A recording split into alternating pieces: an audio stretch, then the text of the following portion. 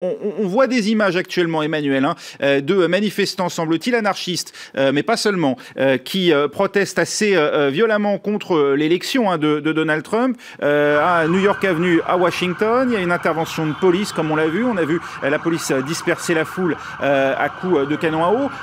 Où vous trouvez-vous, Emmanuel, et finalement, quelle est l'ambiance autour de vous?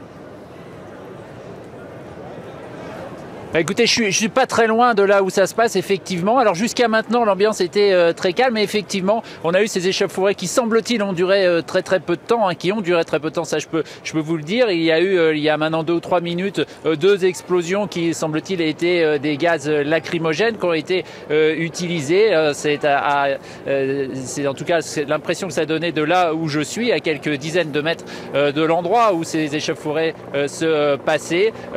Pour le reste, effectivement, il y avait jusqu'à maintenant une ambiance plutôt bon enfant et un mélange assez rare dans ces occasions, assez inédit, il faut le dire, entre supporters de Donald Trump et opposants. On voit beaucoup les fameux chapeaux roses qu'on appelle les Pussy Hats, qui sont devenus le symbole, le ralliement des femmes, notamment contre Donald Trump, qui sera utilisé notamment dans la manifestation de demain. Eh bien, ces chapeaux à oreilles de chat, on en a vu beaucoup aujourd'hui.